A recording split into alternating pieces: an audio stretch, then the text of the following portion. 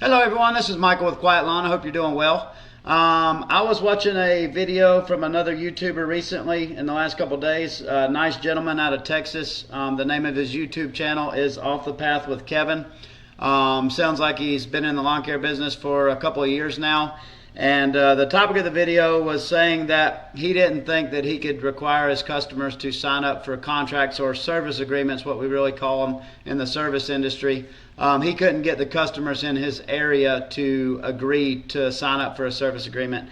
And he was basically struggling with, what a lot of us struggle with during the summer is a lot of his customers were wanting him to skip properties or skip mowings. And, especially as the season's starting to come to an end, for those of us in the south with warm season grasses, he was worried that he was going to have a lot of customers skipping out on their services. Now that the grass is manageable and he could actually make a good profit and get the jobs done quicker, he was worried about them canceling. So I do have a lot of experience with this. I'm also in the south. We offered our services for years as pay-per service with no service agreement, no contract. And in recent years, probably the last 5 years, we've gone to only taking on customers that sign a service agreement. So I want to talk about some of the pros of that, and kind of talk about what he addressed in his video. And I do have some more detailed videos if you look back at my older videos about the pros and cons of service agreements, because there are downsides to it as well. But I think all the pros, at least in our experience and what we've seen in our business, far outweigh the downside. So I'm going to show you one of our service agreements, what it looks like. But the other point Kevin made in his video, and I think this is a misconception out there, is it sounded like he thought that if you offer a monthly contract to your customers, it means that you have to service their property every month year round. And maybe his hesitancy with requiring a service agreement was that he thought that his customers wouldn't pay for those services during times when they're not needed. So I just want to kind of dispel that. Requiring your customers to sign a service agreement for your services doesn't mean you need to change anything about how you offer your services.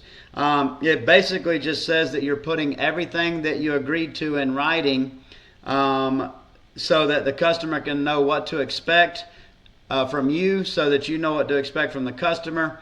You don't have to offer any additional services. It doesn't mean you're going out there monthly. It just means you're listing everything out. And if you want to offer, some kind of payment plan where you're breaking that up through the year, it just spells out the details of that. So you can still be like, hey, we mow from April to November. There's this many mowings. This is what's included. That's really all you're doing. So we went to these about 5 years ago. I had the same hesitancy as Kevin. He thought that he couldn't get away with that in his area. I thought the same thing. It's kind of like you always hear guys say, I could never charge that much for mowing in my area. And the truth is they could. Like I was that guy. We charge a lot more than we used to, but a lot of those thoughts are just in our head and they're not actually reality. The truth is you can run your business however you want to. And if you want to require service agreements, great. If you don't, that's fine too. If you want to charge a certain price for mowing, there are people that will pay that price. If that's what you're charging. So, I think you can run your business how you want. I don't think there's that much difference between certain areas, in different areas. We're all the same type of people. So, I think that's one of those things that we put inside of our own head, and it's not so much, what our customers might say. But one thing about agreements is you want to talk about the benefits to the customers. A lot of times when we're thinking about that, hey, my customers won't sign service agreements. We're only thinking of the negatives to the customer, like they're locked into a certain amount of time with you, or they're, you're required to go, they got to pay you to come out there on weeks that they don't think their grass needs mowed. If you think about it in the terms of what's the benefit to the customer, and you sell it that way, it actually makes it a lot easier to sell, and there's actually a lot of benefits to the customer. Because all a service agreement does is it spells out what the expectations are, when you're going to be there, how much it's going to cost per service, when does the service end, when's the contract over, how much is the payment. They got a nice consistent payment. They know what to expect as far as price. So it dispels a lot of these worries that customers might have, especially if they've been dealing with a contractor that's not dependable and they don't know when they're going to show up. They don't know what weeks they're going to mow. They don't know this or that.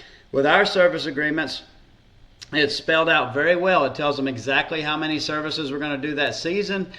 We even include a calendar that's highlighted on the weeks that they can expect their mowing. We tell them what their normal mowing day is, barring any weather that we are not able to get there during that time. And it just spells out every little detail in a nice 2-page simple document so that they know what to expect with that service throughout the season. And it just makes it nice and easy. And all of our customers are on this. They love it. We have no issues. We use a software called Honeybook to send out all of our estimates and have customers e-sign those agreements and add their credit card on file. It's a nice software for that. But let me just show you one. So this is a mowing customer. I didn't show you the details at the top. I didn't show you their name or anything. But it basically just spells out everything. It says, quiet lawns shall service the lawn of the owner with services selected to the owner during the term of this contract, this 12-month contract. I'll tell you, in a minute, I'll tell you how we do our contracts, the terms. We don't actually do 12 months with mowing unless they sign up at the beginning of the year, and I'll tell you why. But you can just see here that it has the price. It says, hey, we're going to come out to your property. We're going to do 17 mows per season. The total price divided out for that whole contract is going to be $104 per month. It tells you what other they added spot spray in the beds here. They added that onto the service. It tells them when their first payment is due. We collect a payment in advance, so they're prepaying. And all we do with our service contract, with our agreements, we do we break everything up into a nice even monthly payment, so and that's another benefit for our customers, because if you're doing pay-per service and they're paying you to come out bi-weekly during the spring or during the summer if you're up north, or vice versa in the south, they're paying half as much these months, and then all of a sudden when you go to weekly, it like doubles for them. So this is another benefit we can offer if we can smooth out those payments to where those 17 lawn mowing visits, we just total up the price and divide it out by the term of the contract. So that's another benefit that you can sell by offering these agreements. But basically it just spells everything out here. It spells out when the first payment's due, spells out what day of the month their subsequent payments will come in. It explains to them the actual price per service, when the mowing visits will be, what happens, it basically just spells out everything. It tells them if they get out of the contract, because we actually do let our customers out of contracts. Just because you have a contract doesn't mean that you can't have stipulations in there that allow either one of you to get out if you're not a good fit for each other. We have clauses in there that allow our customers to get out. They just have to pay us the money that they've owed us, and they have to give us a certain, I think it's like a 30-day notice, just so that we can prepare. But I'm not a big fan of locking people into doing business with me if they don't want to do business with me, and vice versa. I don't want to sign up somebody that's not a good fit for us, that's going to be rude to our employees, or they're going to drive us nuts. I want a way to be able to get out of that contract. So we have that in our contract, that we can do that. So you can basically just see here, this is all the stuff we know. Talking about fenced properties, they need to have a way for us to access the backyard. We need to have some kind of combination lock, or the gate needs to be unlocked. The charges if that doesn't happen. Pet owners, they need to clean up after their pets. We're not going to be mowing dog poop. It needs to be cleaned up. If you don't have it cleaned up, we're going to charge you to clean it up. Basically just all this stuff is spelled out. All the lessons we've learned over these last several years, we just have in this simple agreement. It's only 2 pages.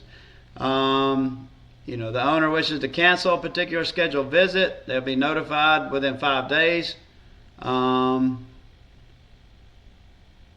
The proper quiet will not refund the amount. Just basically it's just all of our terms that we require for our customers. You can see here we have that. We have them sign it. They sign it on Honeybook. We sign it when it comes back, and then we're done with it. But you can see it's very simple. You can have your agreements however you want. You can, it's basically just spelling everything out. Now, let me go into the positives about this. So, before we got these agreements, just like everybody else, we would be in the middle of the summer, we'd be in a drought, and we'd have half our customers call and say they wanted to skip their service for the week. One, if you have if you're by yourself, that's one thing. I mean, that still stinks. You're counting on that revenue. You bought all this equipment in order to be able to service these properties, and that stings. You still need the revenue. But if you have employees, it's very hard to run a business when you can't guarantee your employees certain hours, and you can't just tell your employees like 1 or 2 weeks during the summer or how many ever it is. It's like, oh hey, just go ahead and stay home. We don't have any work to do today. Everybody canceled their mowings. You need to be able to have consistency. And what I always say is, if you want consistency, if your customers expect consistency from you as the service provider, you need consistency from the customer as well. So, with our visits, we went to this, it says we're going to mow this many times. We're going to mow 17 times a season. This is your weeks of mowing. There is not an option to skip mowings with that, because we need to be able to pay our employees, and good customers will understand that we run a business and that there's a lot of expenses with our business, and we want to grow that business. We want to have employees. We want to have happy employees that have work, and consistent pay, because they have bills too. And good customers will be fine with that and understand that. Bad customers who don't care about you and don't care about a win-win situation where you benefit as the business owner and they benefit as the homeowner that's receiving your service, those are not good customers anyways. Like, they don't care about you. They don't care if you pay your bills. They don't care whatever. They care about themselves. They care about how cheap they can get their grass cut. They care about you coming out there when it's good for them, or whenever you can do it that's going to work for their schedule. I don't want to deal with customers like that. So we require these agreements, and I'll tell you what happens. Once we started requiring these agreements, those the times that customers would normally skip, like during the summer, like if it's really dry and the grass wasn't really growing that much, the exact opposite happened. Instead of customers calling us to skip that service because they wanted to save money, with the service agreement, in their mind, they had already paid for that service, so they would be reaching out to us saying, hey, I just want to make sure you guys are still mowing on Wednesday. I just want to see if you guys are still coming to mow the grass. They're actually calling us to make sure we're coming, because, like I said, it's a mental thing, but in their mind, they've already paid for that service that you're supposed to be doing. So it completely eliminated the issue of people skipping services. And it also gave them a lot of clarity. They know when to expect us. They know what happens if there's rain. They know if there's a rain delay, because it's all spelled out in there. They know what happens when whatever situation happens. If the gate's locked, if there's pet waste. It just answers all those questions, so there's no confusion between you and the customer. So I highly recommend implementing service agreements. Now, how we do it 2 different ways. With year-round services, which in our area would include pest control and fertilization and weed control treatments, those are year-round here. Like we do the treatments all year round. There's no busy season or slow season. It's year-round. With those, we do 12-month contracts that start from the date they sign up and end a year later, and they automatically renew. So we just take whatever, if we're doing 4 quarterly pest control treatments a year, we just take whatever that total is, divide it out over 12 months, and that customer pays, a monthly amount for those 12 months. With seasonal services, we started it out that way, but we kind of learned our lesson the first year or so because we got burnt. So let's say we don't offer that for seasonal services like mowing or Christmas lights or stuff like that that's only going on or maybe fertilization and weed control in your area if you're up north, and that's that's only a seasonal service. What would happen is we'd get people that sign up in like May or April, and we would do a full 12-month contract with mowing, and we would basically take the price of all their mowing for the next year for that whole season and divide it out over 12. Well, if you do that, let's say I sign them up in April or May, and then I start mowing their lawns, and I've mowed their lawn, 15, 20 times during the summer. I've basically deferred most of my payment into the next year. So, we're not even collecting enough to pay the labor during that first summer to pay for that mowing. So what would happen is you get people, after the year was over, they'd be canceling in January, February, and stuff like that, and then they would still owe us like $200-300. And that's one of the things that Kevin said in his video that he was worried about, and he's very right about that. So to fix that problem with seasonal services, we have them end at the end of whatever season is for that service. So with mowing, our season ends in December. We have one last mowing in December. So all of our contracts for mowing end at the end of the year, at the end of the calendar year. So if they sign up in April, the contract is going to go from April until December of that same year. So basically all we do is how many ever services are left in the season. Let's say it's the full 17. We just, total that price and divide it by how many months are left in that agreement. And that's their monthly payment. The benefit to doing that way is, one, you collect all your money by the end of the season, so that you're paid up for that current season and you're not still owed from mowings that you did the prior year. So that's one big benefit.